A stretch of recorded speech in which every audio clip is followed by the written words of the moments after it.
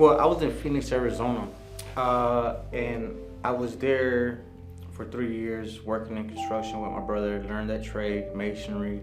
Didn't have God in my life. I had God in my heart, but I didn't have Him in my life. I was just having fun, and like everything else, when you're having fun and you don't have God in it, it just overwhelms you. Paying my rent, I was paying $1,300 by myself, and then I had my just the expenses that came with everything else, and my car breaking down, me trying to fix it, and me still supporting my habit, and just still thinking that it was okay when it wasn't. And so I cried out to Jesus, and I asked Him to save me, to come in and save me, because I couldn't do it on my own. He allowed me to fix my vehicle, to be able to sell that vehicle and to get into a better vehicle. Right after I got my vehicle, I had set up a play with one of my peoples in Mexico and one of my peoples here in Atlanta. It fell through, and my people in Mexico got some money, I had got some money, and the guy here in Atlanta was holding most of it. And so I had the vehicle that God allowed me to get for the means to drive straight to Georgia. And so that's what I did. So my first day back in Georgia, I bought a Glock. I bought a Glock, and I put it in my trunk because I was going to confront the situation. Since me getting out of prison, I had never been pulled over.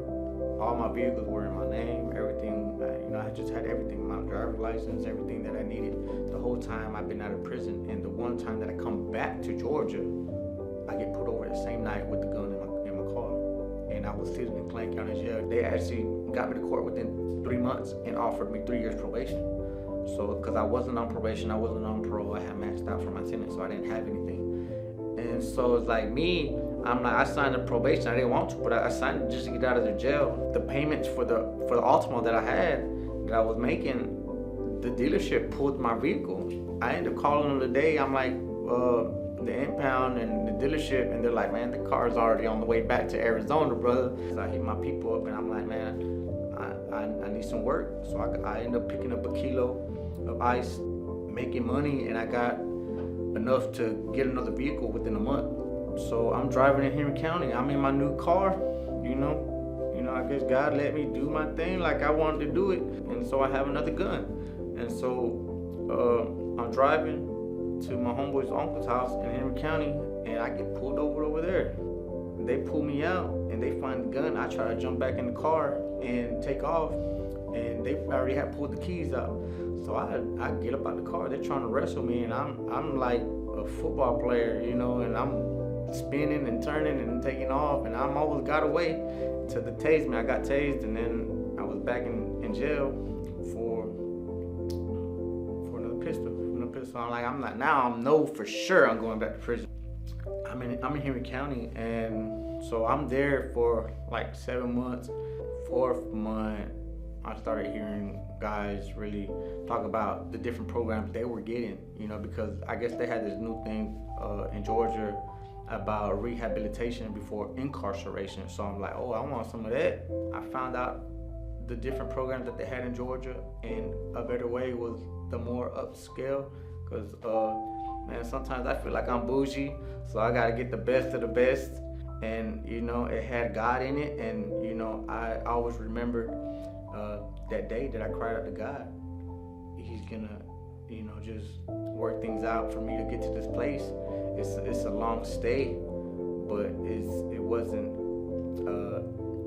locked down like any other place. It didn't have barbed wires, it didn't have fences, it didn't have locked doors, it didn't have any of that stuff that I was used to. Pulled up to the first house here at Genesis, and so I see some guys walking. It was raining, and they had other like houses, but I didn't think that the other houses were part of this place. I thought, me coming from where I'm coming from, I thought that was like a subdivision, So I was like, those are like personal houses of other people, and like I guess we're lucky to live next to them, right? So, but come to find out, it was just the rest of the property. They're like, let's change you out of that jail clothes and put some purple on me. And so yeah, that's where my journey started. I just had this just this tension, this temper in my heart, and I was trying to figure it out.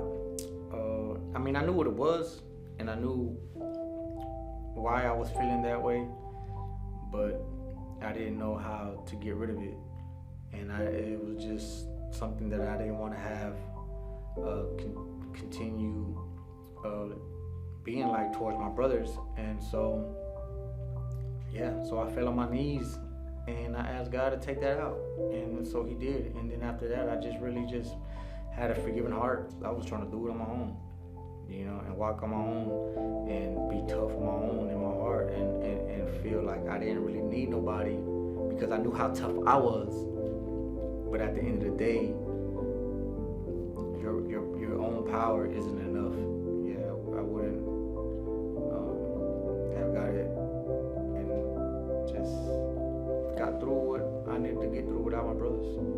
I was just really just diving in and knocking out some books out of the Bible and just really reading it and just appreciating just the wisdom and the knowledge and the love and the kindness, the lifestyle that Christ was dying for us to watch and learn and to try to imitate. And now my life and where I'm at produces peace, love, kindness.